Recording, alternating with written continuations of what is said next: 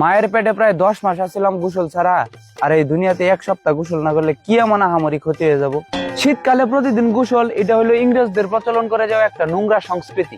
যারা শীতকালে গোসলের বিপক্ষে আমি তাদের ভালোবাসি, যারা শীতকালে গোসলের পক্ষে আমি তাদের ঘৃণা করি।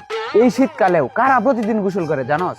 যাদের শরীরে ময়লা থাকে। তোর শরীরে কি ময়লা আছে দেখি? এই যাও, আমার শরীরে ময়লা থাকবো অসম্ভব। তাহলে তুই 1 বছর গোসল ছাড়া থাক, অসুবিধা নাই তো। হেই, আমি কি খেতে খামারে কাজ করি যে আমার ডেইলি গোসল করা লাগবে? তাই বিলা তুমি 7 দিন গোসল করবা না, এটা কোনো কথা হইলো? 7 দিন কেন, আমি যদি 1 মাসে গোসল না করি তারপরে আমার শরীর থেকে দুর্গন্ধ ছড়াইবো না? দেখ দেখ, গন্ধ নিয়ে দেখ, কি গন্ধ। শালা তুই তো একটা মিথ্যাবাদী রে, আমি পারফিউম মাইরে আছি তারপরেও কস তুই গন্ধ। শীতকালে মাটির নিচের পানি আরো গভীরে চলে যায়, পুকুরের পানি শুকাইয়া যায়, আবার বৃষ্টিও হয় না, পানির কত অভাব। আবার এই সিজনে মনে করছে ধান চাষ করার জন্য ক্ষেতের মধ্যে পানি দেয়া লাগে। তো এই সিজনে যদি আবার সবাই গোসল করি তাহলে পানির অপচয় হবে না? অপচয়কারী হলো শয়তানের বন্ধু। না না না, সিরিয়াস কথা রে বাবা। শীতকালে তো পানি অতিরিক্ত ঠান্ডা থাকে না, তুই এই ঠান্ডা পানি দিয়ে যদি তুই প্রতিদিনই গোসল করস তাহলে তোর চামড়ার ভিতরে যে কুশ আছে এগুলা মইরা যাওয়ার সম্ভাবনা আছে।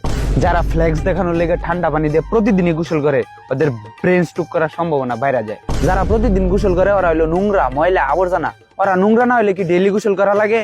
স্বয়ং কাফকা, ফ্রেডরিক নিটছে এরাও যদি কবর থেকে উঠে আইসা গোসলের পক্ষে নেই, আমি একাই গোসলের বিপক্ষে যাব। প্রমাণ করুক দেখি কার কত বড় হেডাম। আই হেট গোসল ইন এভরি ইউনিভার্স। ভাই তুমি শীতকালে গোসলের বিরোধিতা করো, গরমকালে গোসল 5 বার করো, কারণটা কি? হেই বেটা, গরমকালে তো গোসলের জন্য গোসল করি না, গরম থেকে বাঁচার জন্য গোসল করি।